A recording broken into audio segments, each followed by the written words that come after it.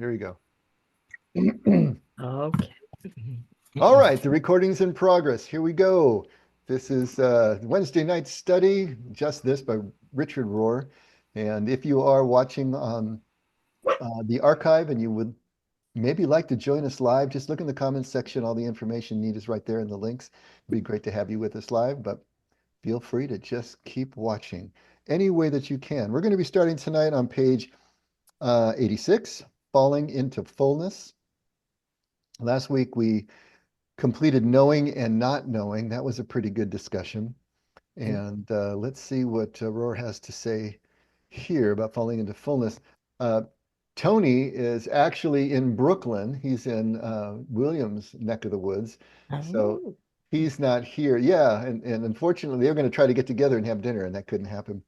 But at any rate, Tony's not here because usually he has some unfinished business from the week before. But I'll throw it out to the rest of you anyway before we get started on the new text. Is there anything from last week that you're still processing, didn't develop fully, want to talk about before we dive in?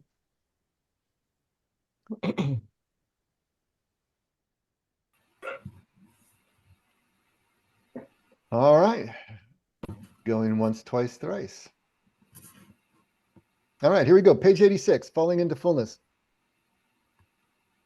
Jesus made it clear that we need to care for the powerless and the outsider, not just to help them, but because we need to stand in that position for our own ongoing conversion. Helping others has too many social payoffs. Knowing that I still do not know how to love the other is the real message. It keeps us growing. When humans are too smug or content, we have no real need for or understanding of grace and mercy. They are just pious words. I am doing quite well by myself, we in effect say to God, and the great transformation can never happen. In the spiritual world, nothing is more of a dead end than any kind of self-sufficiency or autonomy. So Jesus hides out with the crucified ones. He is found wherever the pain is found. Jesus is always loyal to human suffering more than to any group or religion. That is where we will meet him. Thus, he is what mythology calls a shapeshifter, and no one seeking power can use him for their private purposes. He is found in what Mother Teresa called God's most distressing disguise. Those whose hearts are open to human pain will see Jesus everywhere, and he will seduce them from that vulnerable place. This is God's hiding place, so only the humble will find him. A lot of interesting word choices in this section, I thought.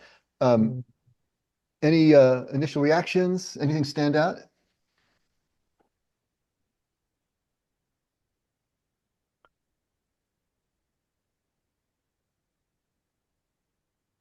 I had the luxury of pre-reading this chapter, and I came to a realization to care for the other is different from helping the other.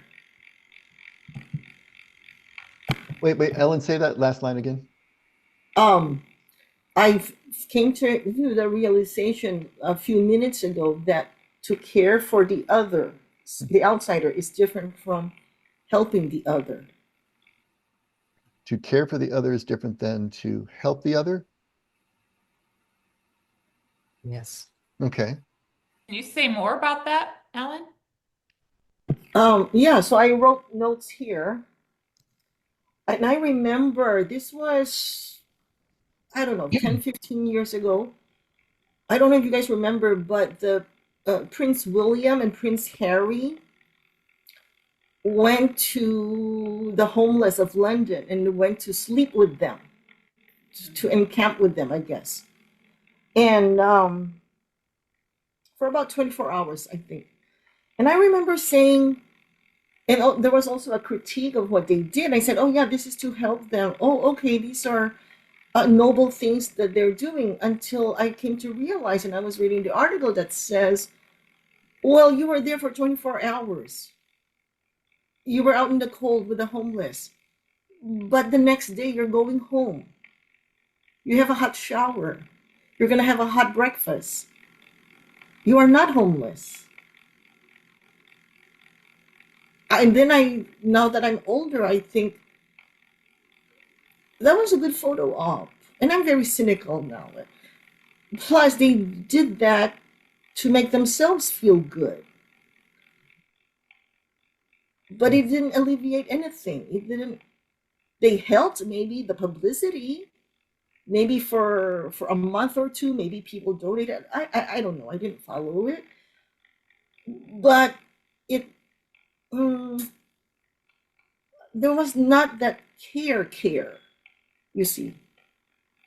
It helped, but then I go to writing my things too because I know some physicians who go to their medical missions, and this is a big thing too with them in the medical field. You go for 2 weeks or a month to Haiti, to a third world country, and you help. It is helpful. It doesn't negate that fact. They will do cleft palate surgery or dental care or whatever. But then you leave. And the rest of the 360 days, then what? So, yes, it doesn't negate the help. But then I think I'm also guilty of that. What was the motive? What was the purpose? Now I'm asking myself because you told me, Dave, if something irritates me, what is it in me? So now I'm writing this down. I'm saying, is it to assuage my guilt? Is it to what did I write? To alleviate or assuage my soul? Is it to say, oh, I want to please God? Which now I'm writing. Now it goes to the other way. It says, this is the reward punishment. And am I doing this? God, are you pleased with me? Oh yeah, are you really? Or is it what I'm doing is just happens to be pleasing to God, which takes away that reward thing. Um, so no, Jerry isn't here, but and I was writing too that what Jerry said too about poverty in the poor, like Saint Francis. I don't want to be like Mother Teresa. That is care. She went and lived in Calcutta. Saint Francis. I'm sorry, I can't do Yes. that. I want to go home to my hot flushing toilet, my hot shower. So that's the difference that I saw. Okay. Yeah. Um, so the distinction that Ellen's trying to make is probably the same distinction that Rohr is trying to make. And maybe we can equate it to the distinction between empathy and sympathy.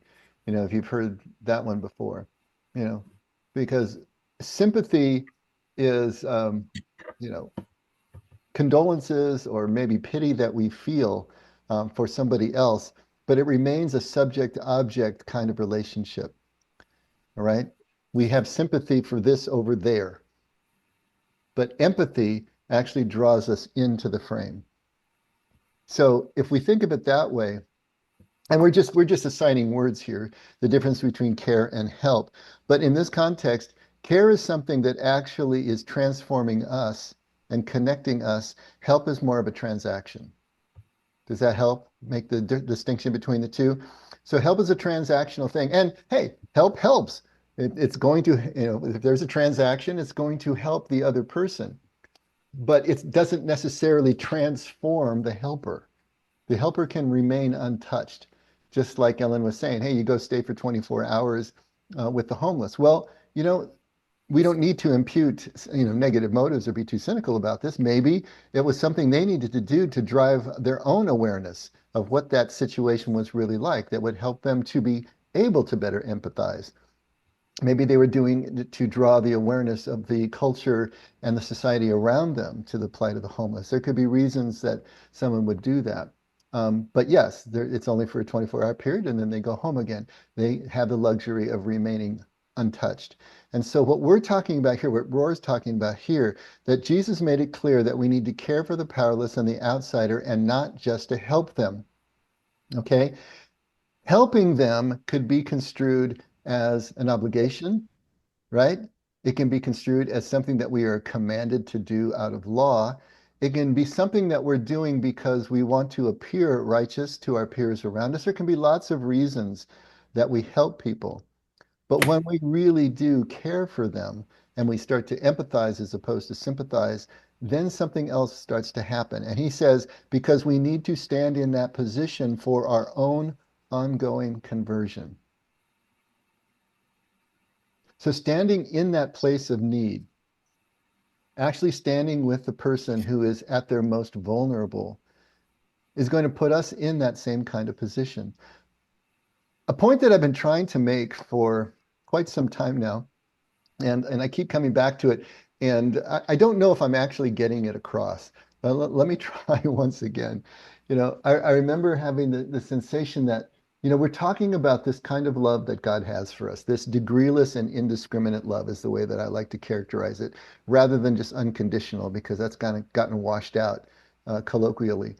But if we're really going to understand that love, the only way that it really comes alive to us is when we feel that identification, that sense of oneness from ourselves connecting with another person who doesn't deserve it.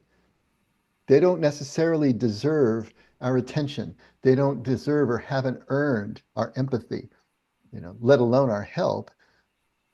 But we feel that connection. We feel that flow. At that moment, now we can understand how that flow is coming to us from God when we don't deserve it.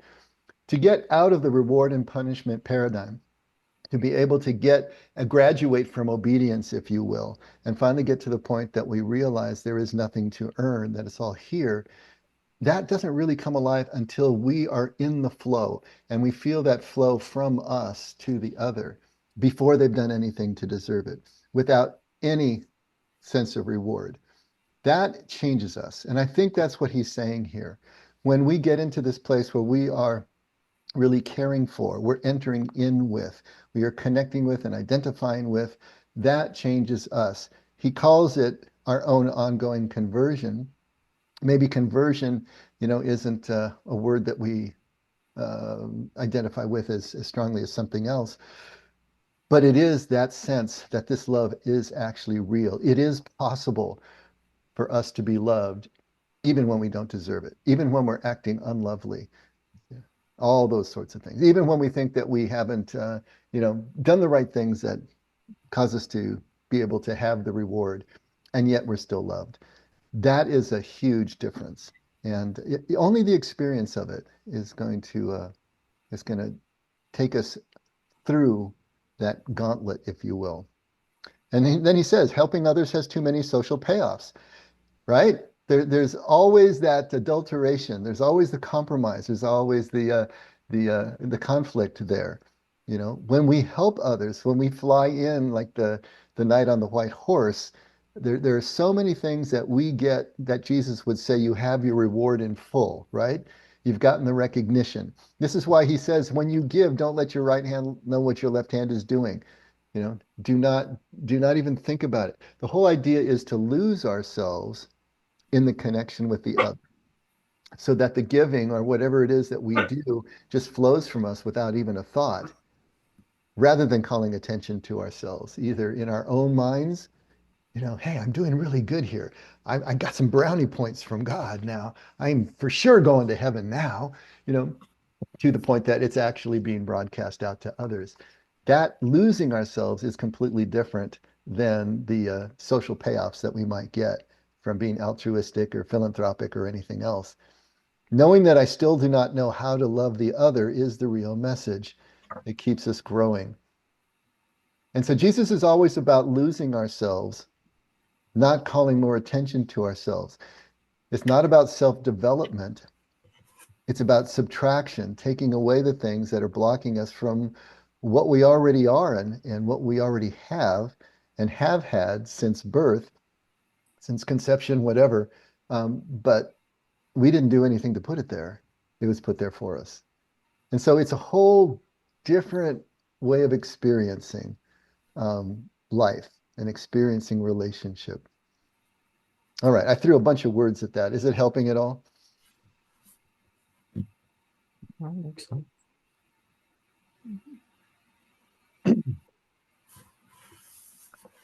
He says, when humans are too smug or content,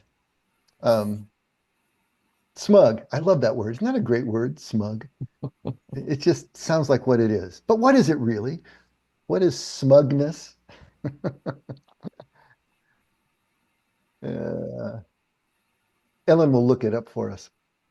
But what it really means is an excessive sense of pride in yourself, an excessive sense of pride in your accomplishments or what you have made of yourself, that sort of thing. So when humans are too smug, when they have too good of an opinion of themselves, right, or they're content, we have no real need for or understanding of grace and mercy. Ain't that the truth? When everything is going well, we have every opportunity to imagine that we did it ourselves. We raised ourselves up by our bootstraps. We were able to create this outcome for ourselves. When things are going really well, why are we praying to God for anything? Why are we looking to anything outside ourselves for anything? We don't grow when we're content. We don't grow when things are going well. The impetus to grow is going to be when things are going badly, when we're experiencing the necessary suffering of life. That's the motivation for change. That's the motivation for crying out. And that's the only power great enough to pull back the curtain on the illusions that keep us smug and complacent and all of that. So we don't have a need for grace or mercy. We're doing it ourselves, we imagine. We don't have any understanding of grace and mercy. They're just pious words. I'm doing quite well by myself, we in effect say to God, and the great transformation never happens. And that great transformation is moving into that place of vulnerability, moving into that place of dependence. You know, so many of us are going through real health crises right now. If that doesn't take you into this place where you understand what grace and mercy is all about, then nothing can. That transformation doesn't happen from the place of mere contentment. In the spiritual world, nothing is more of a dead end than any kind of self-sufficiency or autonomy. And if you think about that statement, it's really the same thing as a statement that we talk about when we're talking about certainty. Once you have certainty, there's no more faith, right? The opposite of faith is certainty. And of course, there really is no certainty. So certainty as we imagine it is an illusion. We crave the certainty in our fears, but it doesn't exist. And then when we imagine it in our minds, then we've left the realm of faith, which is the ability to act in the presence of uncertainty, in the presence of doubt. And so here, the same thing, that there's no more of a spiritual dead end than any kind of self-sufficiency or autonomy, which really is just another way of saying that we're certain. We're certain that we're okay. We're certain that we did this for ourselves. We're certain that we can do it again, right? So when we become certain of our own righteousness, certain of our own power or ability to control our circumstances, then we believe that we're self-sufficient and autonomous. And that kills the journey right there.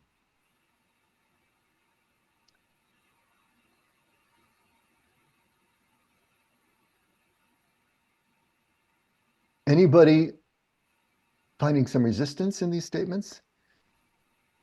Anybody wish it weren't so? Don't want to believe it's so? Think it shouldn't be so? You're all so quiet tonight. Well, I find myself thinking of the people who he's not talking about people who go off in their solitary place here and commune with God. Correct? I'm not sure yet what you're driving at. Say it another way, William. Well, that last sentence, in the spiritual world, nothing is more of a dead end than any kind of self-sufficiency or autonomy. Okay. And I'm imagining people who go off into their solitary spaces and contemplative spaces kind of lean into their self-sufficiency and autonomy in some ways. But what he's talking about here are people who are not at the end of their rope, basically. Yes, that would be. And just to be clear, I mean, someone who goes into that contemplative space practices silent solitude, stillness, simplicity. That does not mean that they're being self-sufficient or feeling that they're autonomous at all. In fact, they can be moving into a very vulnerable and transparent space. They can be moving into space that makes them much more aware of their dependence, much more aware of how fragile a creature they are and that vulnerability that ensues. So that does not mean that there's a sense of self-sufficiency just because you're practicing solitude. In fact, contemplative practice is what is going to strip away that egoic illusion of self-sufficiency because it doesn't exist. Every one of us is so incredibly dependent and interdependent that, and we're not even aware of it. But to become aware of it and not let it break you, not let it take you into a negative place, but to celebrate the fact that we are also interconnected, that every breath we take is given to us and so on and so forth. That's a whole different way of experiencing and living life. You know, we're back to the Anavim spirit, right? We talked about Anavim over and over again. And that literally that word comes from a root that means to bow down in Hebrew. And the idea is that these are people who live at the margins of life. They are the vulnerable ones. They are the powerless ones. You know, usually it means that they're physically that way. They actually are impoverished and marginalized, but they have the attitude of that poverty, even if they're rich. So an Anavim does not have to be a poor person, but they are poor in spirit.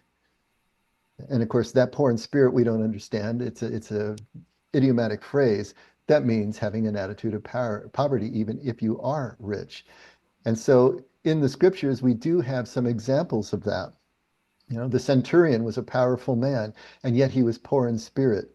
He's able to come to Jesus and throw himself before a Jew for crying out loud. And here is a Roman soldier and a powerful one at that. We have these images.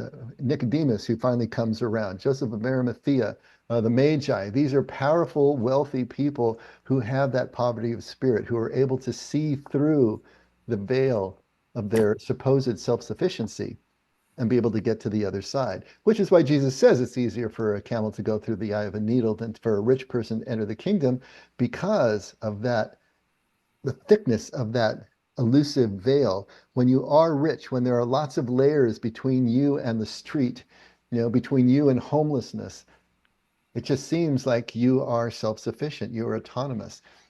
And it's so hard to get to that place of vulnerability and interdependence again.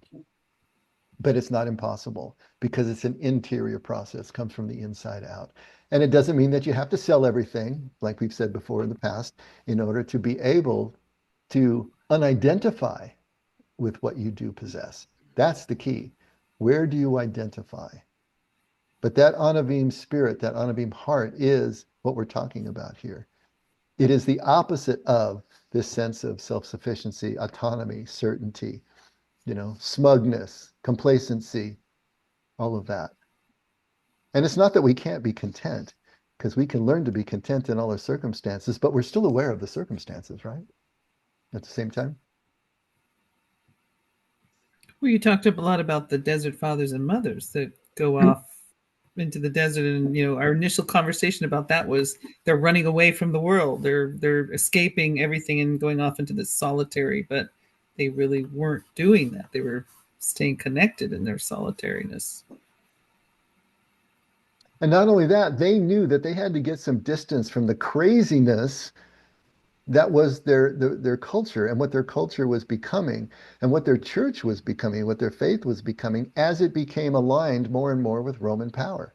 I mean, that's what was going on here that really sparked the move into the desert and the monastic movement was that the church was getting so adulterated with Roman law and Roman power and Greek philosophy, if you will, that is becoming unrecognizable to them. It didn't make any sense anymore. The gospel didn't make any sense anymore to them. And so they had to leave their towns and their villages and set up shop someplace where they could get back to purity and they could understand. But the point that you're making also, Kathy, is that yeah, they weren't just running away from people, they were running to a different kind of community. And they were always in community and they were always full of action. These were not navel gazers. These weren't people who were just going to sit in some ivory tower and read and contemplate all day. They were growing their own food. They were doing the manual labor, and that was highly prized. And so when Richard Rohr comes along and names his ministry the Center for Action and Contemplation, you know, and he'll often say and has said many times that the most important word in the title of his organization is "and."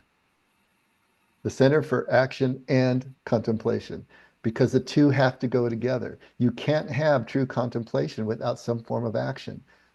Otherwise, it's just navel gazing. And you can't have action without the contemplation because then it's just busyness, it's just helping, right? But it doesn't have the transformative power. And the Desert Fathers were all about that. There had to be the action, just the humility of manual labor added into where they were trying to go spiritually. So yes, there was nothing about the original Desert Fathers and Mothers that was either isolationist in the sense of trying to run away from their problems, but to run to a different kind of unity and connection.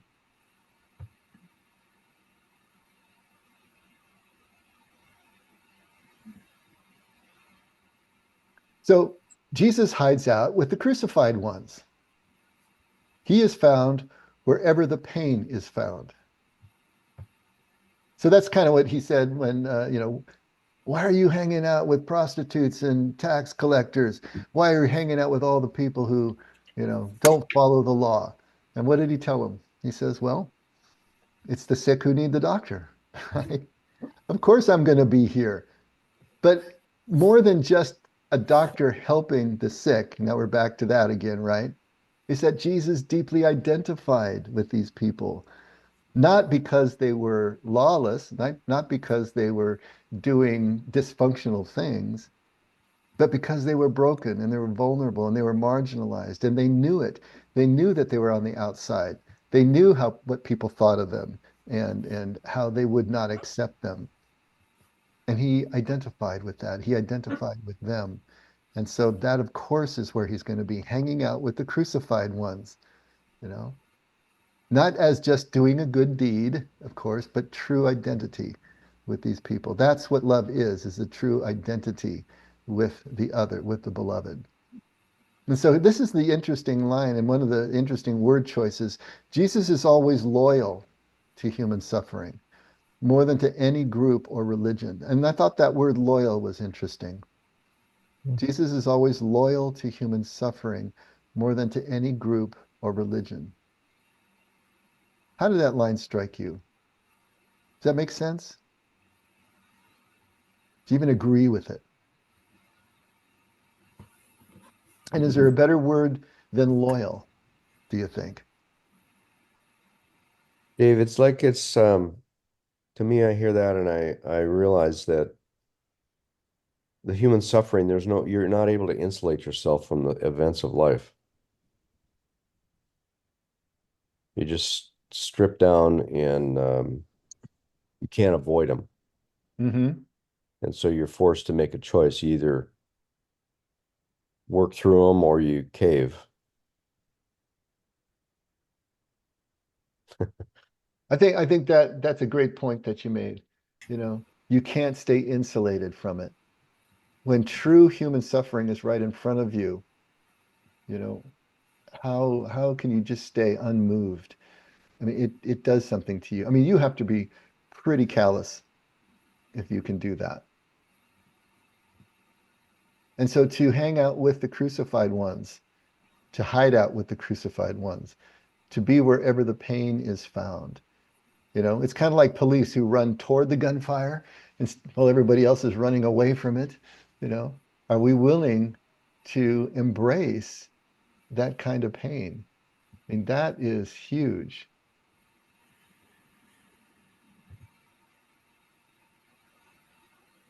He he goes on. This is what he says. That's where we will meet him. But this idea of loyal to human suffering than any other group, or religion. I was thinking about this in terms of what I was talking about on Sunday when we were putting it in a political sense. You know, this I keep talking about Jesus working in the micro and not the macro. So he's working with individuals, he's not working with groups. When people would try to pull him into a power group, try to co-opt him into their cause, whether it was the Zealots trying to get him on the Jewish side, whether it was the Pharisees trying to pull him to their side, whatever it happened to be, he would always push that away, bring it back to the micro. He wasn't going to get co-opted into those. That doesn't mean that he didn't have his own political beliefs. I'm sure he must have. I mean, the Roman occupation was a horrible thing that was happening to his nation and to his people. He saw the suffering that that occupation caused every single day, especially to those who were most affected, the poor ones, the ones that he's hanging out with, the crucified ones, right? And yet, he never let whatever his political beliefs were, however he felt about the Roman occupation, keep him from being able to be just as present and just as gracious to every single person he met, including the Roman centurion, including Romans themselves and Gentiles and Phoenicians and Samaritans. It didn't matter to him. Whoever was in his presence, that person got everything that he was. And how did he do that? Because he didn't identify with the tribe or the camp or the party platform or anything as much as he identified with his Father and the oneness of his Father in heaven. That was his primary identity. That doesn't mean that he didn't consider himself a Jew and a good Jew and have a sense of loyalty to his nation and to his people, because he did. He stated that his mission was to the lost sheep of Israel, and he stayed there in that space. But his primary allegiance, if you will, his loyalty, his identity was with the oneness of his Father, and that changed everything. I kind of see Rohr saying the same thing here. Jesus is always loyal to human suffering more than to any group or religion. In other words, his primary identity, his primary presence is with the vulnerability of humankind more than any other category that we place ourselves into. That's what connected him. And that's what allowed him to be that shapeshifter that he talks about, to be able to move from group to group, from ideology to ideology, and be fully present, to be in that liminal space. And he says that's where we're going to meet him, in the spaces between the spaces, in the spaces between camps. That's where Jesus is always going to be, because he's not being subsumed. He's not being, Kool-Aided into any one group. He's not going to be co-opted. So this is what mythology calls a shapeshifter. And no one seeking power can use him for their private purposes. Anybody who comes to Jesus with an agenda is going to have a rough day. That's just the way it goes. You bring an agenda to Jesus and you're going to get rebuffed. He's going to frustrate you. He's going to outrage you. He's going to do something unexpected. The more certain you are of your position, the more you're going to get rocked back on your heels as you approach Jesus, because he's not going to co-sign that. And you're not going to co-opt him into that. Jesus is in that liminal space. His primary connection is with the universals, the existential universals, the Father's oneness, human suffering, those kinds of broad-based just aspects of living, I suppose, are what Jesus is primarily connected with. And that makes him evergreen, puts him in a different category. He is found in what Mother Teresa calls God's most distressing disguise. Do you know what God's most distressing disguise is, what Mother Teresa is talking about? It's the one I find unlovable. Say again now? It's the one I find unlovable. The one you find unlovable? Yeah, because that's distressing to me. All right. Well, let's take a look at that, shall we? Are you seeing my screen? Mm-hmm. Okay, Jesus in his most distressing disguise. This is a little blog post. I'm going to read it down, just straight down, just to get a sense of what Rohr is alluding to. But I think, first of all, the blog writer, and then I've got a little video with Mother Teresa speaking herself to try to bring this out because this is important for us to understand. If we're really going to understand what he means by falling into fullness, what he means by this difference between caring for and merely helping, I think this may help us. The Christian church has a long history of saints who help the poor, sick, and dying. And like so many others, Blessed Teresa of Calcutta, Mother Teresa, devoted herself to this vital work. But what sets her apart is the way she not only served people in need, but dignified them. This makes her a model for the first major theme of Catholic social teaching, the life and dignity of the human person. From the time of her birth in 1910, Agnes Boyashu, I think I'm saying that right, was trained to respect the dignity of others, even those society ignores. Each weeknight, Agnes's mother invited poor people into their home for dinner and conversation. She especially welcomed women in distress, old widows with no caretakers, homeless women with no roof, and unwed mothers shunned by family and friends. Agnes's brother later commented that our mother never allowed any of the many poor people who came to our door to leave empty-handed. When we would look at her strangely, she would say, keep in mind that even those who are not our blood relatives, even if they are poor, are still our brethren. It was through serving these visitors that Agnes first discovered Jesus in his most distressing disguise. She came to value the poor, not because of what they could not do or what they could do or produce, not because their job of credentials, but because they radiated the image of God. According to the Catechism of the Catholic Church, the dignity of the human person is rooted in his creation in the image and likeness of God. Thus, from the beginning until now, every man and woman bears the divine image and so bears with an inestimable dignity. People often ask Mother Teresa why she loved the poor so much, how she could honor dignity in such difficult situations.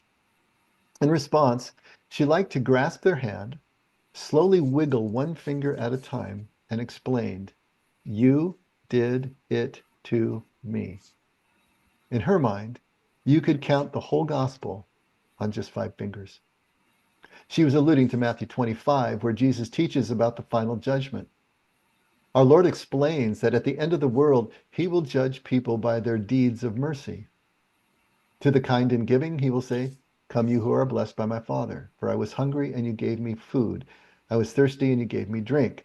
A stranger and you welcomed me. Naked and you clothed me. Ill and you cared for me. In prison and you visited me." But his surprised listeners ask, "Lord, when did we see you hungry and feed you, or thirsty and give you drink?" Jesus replies, "Amen, I say to you, whenever you did it for one of these least brothers of mine, you did it for me." You did it for me. For Mother Teresa, this passage wasn't just a pious metaphor. It described reality.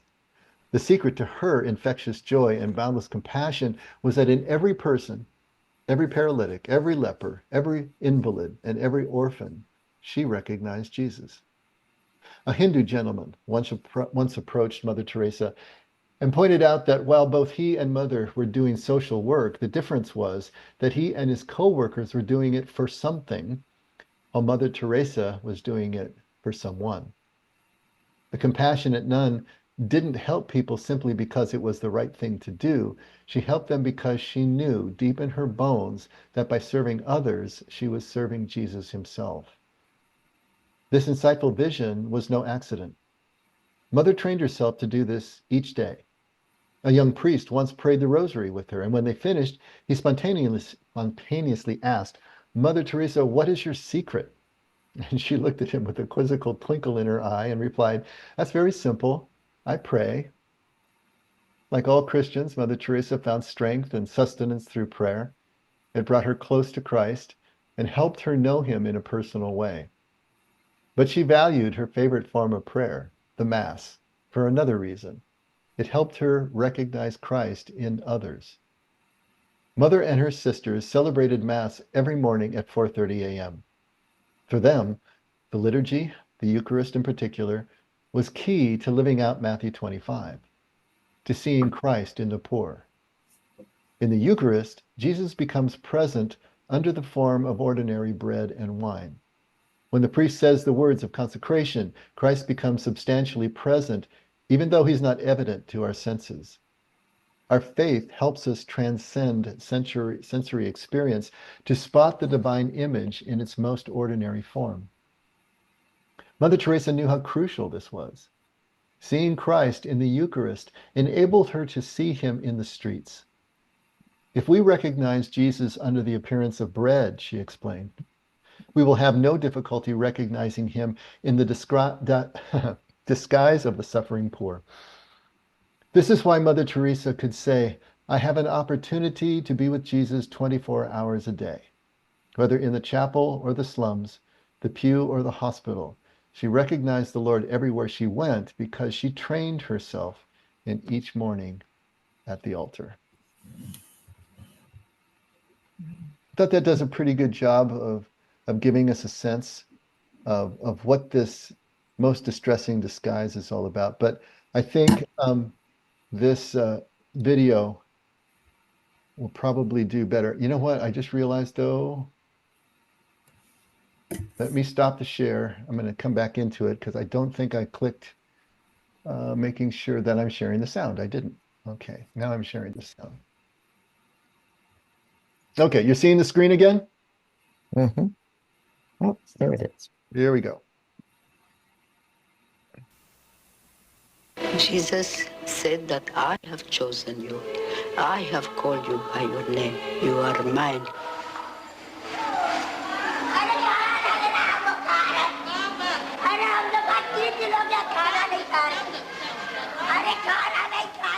Humanly speaking, what the sisters are doing, it is out of the question.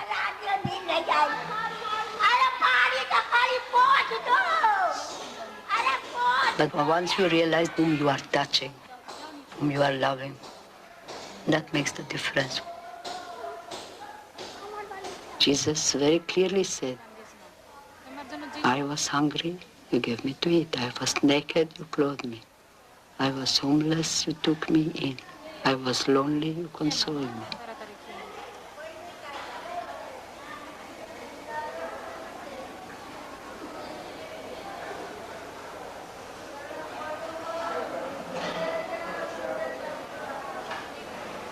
It is Jesus, the distressing disguise of the poor.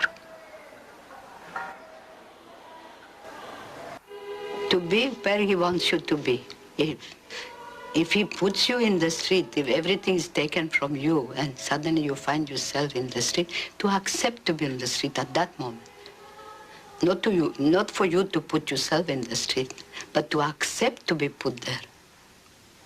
This is quite different. To accept, if God wants you to be in a palace, all right, to accept to be in the palace, as long as you are not choosing to be in the palace. This is the difference. This is what makes the difference in total surrender, to accept whatever he gives and to give whatever he takes with a big smile. This is the surrender to God. And to accept to be cut to pieces, and yet every piece to belong only to him. This is the surrender. To accept all the people that come, the work that you happen to do, to have today maybe you have a good meal, and tomorrow maybe you have nothing. There is no water in the pump, all right? To accept. And to give whatever it takes. It takes your good name, it takes your health, it takes, yes. That's the surrender. And that is you are free then. I picked up a man from the street and he was eaten up alive with worms and nobody could stand near him. He was smelling so badly. I went to him to clean him and he said, why do you do this? And I said, because I love you.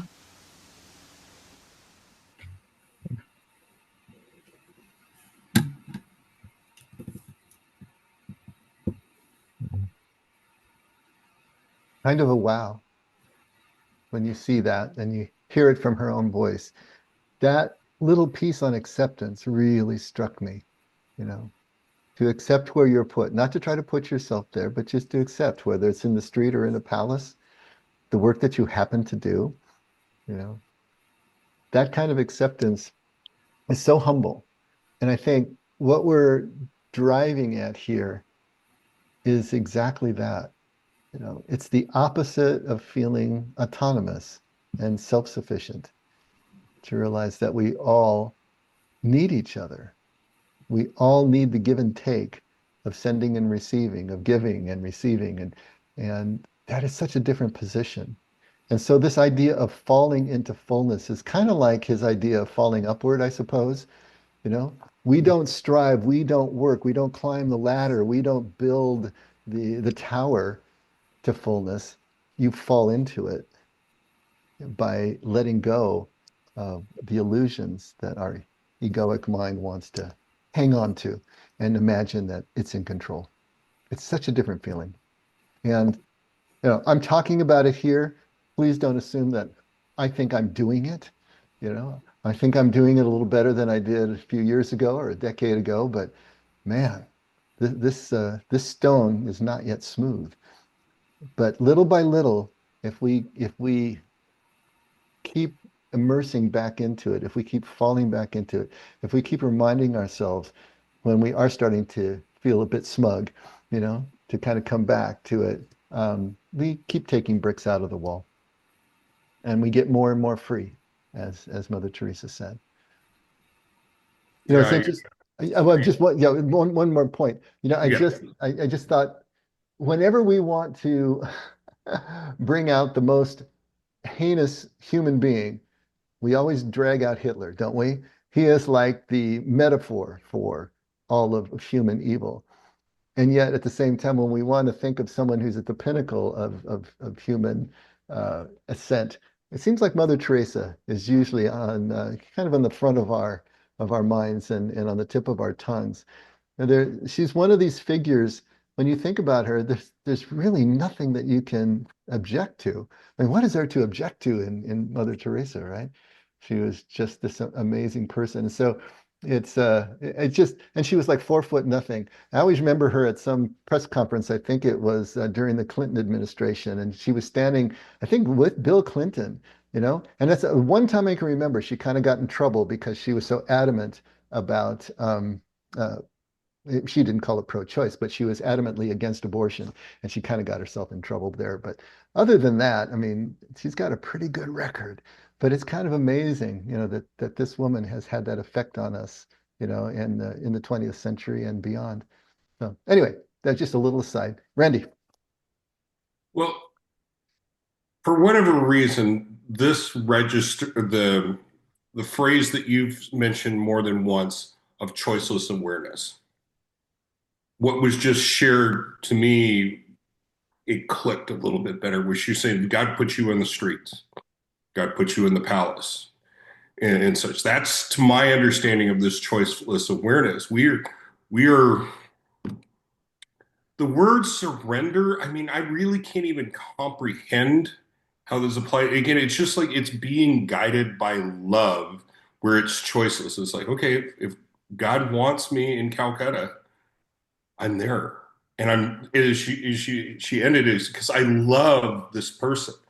I'm drawn to love. I'm not making a sacrifice. This is what God's will is my will, and it's love, and it's beautiful. And again, I don't think I'm up for it. On the other hand, maybe she would have said when she was younger too, before she started the journey, because again, this is grace. This is the kind of stuff. Yeah, we go through suffering, and then we kind of get into that point where, okay, thy will, not my will, be done, kind of thing. It's like I do desire to be in alignment with God's will, but to some, I have to be earnest, humble about it and stuff. Some of it is because I know that's transmuting the suffering. It's not because I want to be, I don't know, Mother Teresa. I just want to suffer less, if that makes sense. Because my conception is if I'm one with God's love and I'm moving with the Spirit and such, it's going to be, I don't know, less swimming upstream stuff. So, but yeah, that's my 2 cents. I think this described better than anything I've ever heard over the years of what choiceless awareness is. Very cool. See, I want to add, well, this is what the saints are, and I see it as this is what nobility is. But then it's what Randy says too. She's not doing this to sacrifice. It's just natural for her. So there's that transformation. And then I want to do a shout out to I love it's Father Damien who stayed with the lepers in Molokai. It's the same thing too. It's the love for it's not you're doing something. It's the love for doing for someone. So I envy them that they can do this. Because I can't. Yeah. But I think But that's your point though, Ellen. We don't need to envy her, and we don't need to beat ourselves up because we're not doing what we see other people doing. That is where they got placed, through a confluence of events and also their own, I suppose, the way they're wired, their own proclivities. This is a kind of work that she loves to do this work. And she maybe couldn't even conceive of doing anything else.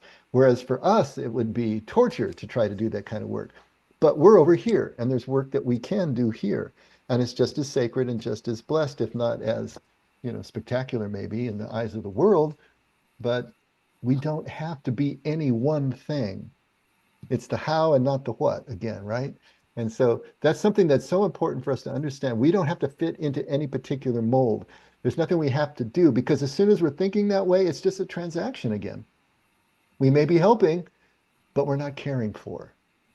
We may be sympathizing, but we're not empathizing. And that's so important. If we're thinking any of these sort of thoughts, then we've turned it into a transaction. That's why Jesus is always talking about losing ourselves in the flow. That's when the action is pure. That's when the experience is pure. And there's none of this other kind of conflict going on. I want to add one more comment about the paragraph before. Yeah, right. That says loyal to human suffering more than to any group or religion. That Jesus is not in any group or religion. I have my 12 steps on Fridays, and we had this discussion about amends. We're in step 9. And I remember this was a stark example of the exclusivity of my group. Now it's more prominent, I guess, is so the leader asks what types of amends. So the one I came up with that popped in my head was, the movie Gandhi. This was in 80 something. The movie what? So the movie Gandhi. Oh, Gandhi. Mahatma Gandhi. Yeah. So a Hindu man goes to him all like suffering because he's racked with guilt and shame because he killed a Muslim man. And then that came up in my head as amends because Gandhi then told him, you find the son of that man, that Muslim man. And so this is a Hindu guy. You find the son of that Muslim man. You raise him up as your son and you raise him up as a Muslim. So in my head, that's an amends.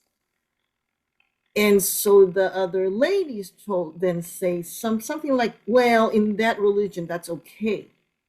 Which then popped in my head, the implication being, in our religion, it's not okay. But I didn't say anything. That's what I do. I don't want to make enemies of everyone. No, it just popped in my head. But that's a beautiful example, and that's I think my favorite scene in that movie. But notice what he's trying to get this man to do. He's trying to get this man to transcend his loyalty to the tribe, to the religion, to the worldview, and to raise it to identify with pure human suffering and human connection and the oneness of God. I mean, that he's trying to. If he were to actually do that, find this Muslim boy, raise him as a Muslim himself, how could that not help but transcend him, grow him past his parochial loyalties? And so, yeah, maybe loyalty is the best word there to use. Jesus is loyal right? To human suffering more than to any group or religion. And that's the key. Can we graduate our parochial loyalties and get into the more universal aspects of what this is all about? And we fall into that fullness. We don't work toward it. That just keeps us in entitlement. When you fall into it, it makes you grateful. And that's completely different. All right, we're at time. Did it. Another section. Let's see. Scotty, there you are. Lost you for a second. God, we're grateful to be here and have another session and share more and discover more about our lives and our journey and just the wonder of it all. We want to thank you, Lord, for all that you do for us, for your love, for your protection and your provision. We're just ever so grateful, Father. I just love you, Lord. It's in your holy and precious name that we give our thanks and we say our amens. Amen. Amen. All right. Thanks, everybody. Really good to see your smiling faces. We'll see you on Sunday next. Take care, guys. Good night. Good night. Bye. Bye, Kathy. Good night. Good night. Bye-bye. Good night, everyone. Bye, Frank. Bye, George. Bye, Jordana. Bye. See you Sunday. See you guys Sunday. All right.